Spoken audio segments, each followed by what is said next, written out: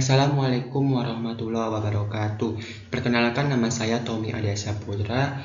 Saya berada di kelas IKM 4. Ingin membahas apa itu sejarah perkembangan bahasa Indonesia.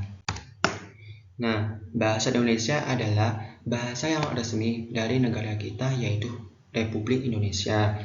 Bahasa Melayu yang berkembang dari telah lama digunakan sebagai lingua franca di Nusantara.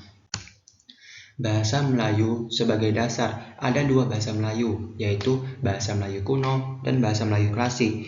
Bahasa Melayu kuno digunakan sejak abad ke-7 prasasti-prasasti di Sumatera dan Kalimantan yang menggunakan bahasa Melayu kuno. Sedangkan bahasa Melayu klasik berkembang di Kesultanan Malaka dan Riau Lingga pada abad ke-14 hingga ke-19. Pengaruh kolonialisme. Pada masa penjajahan Belanda, bahasa Melayu digunakan di sekolah-sekolah dan sebagai bahasa penghubung.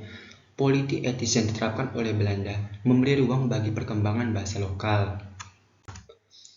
Nah, ada Sumpah Pemuda pada tahun 1928. Sumpah Pemuda pada 28 Oktober 1928 yang menandai deklarasi bahasa Indonesia sebagai bahasa persatuan.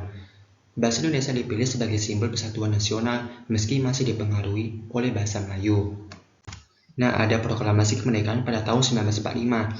Pada 17 Agustus, teks proklamasi kemerdekaan Indonesia ditulis dalam bahasa Indonesia. Bahasa Indonesia diresmikan sebagai bahasa nasional dalam Undang-Undang 1945. Nah, ada pembinaan dan pengembangan bahasa. Pada masa Orde Baru, dibentuk Pusat Bahasa atau sekarang Badan Bahasa untuk memelihara dan mengembangkan bahasa Indonesia. Ejaan Dasar Gunakan atau IYD yang diresmikan pada tahun 1972 sebagai standar resmi penulisan. Ada perkembangan di era modern. Perkembangan teknologi dan globalisasi mempengaruhi penggunaan bahasa Indonesia.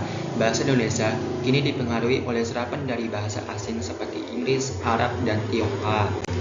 Bahasa Indonesia di kancah internasional yang diajarkan sebagai bahasa asing di berbagai negara. Upaya pemerintah untuk menjadikan bahasa Indonesia sebagai bahasa internasional. Kesimpulan dari saya yaitu bahasa Indonesia terus berkembang sebagai identitas nasional yang kuat. Tantangan modern seperti teknologi dan globalisasi yang mengharuskan adaptasi bahasa untuk tetap relevan. Oke, itu saja dari saya. Assalamualaikum warahmatullahi wabarakatuh.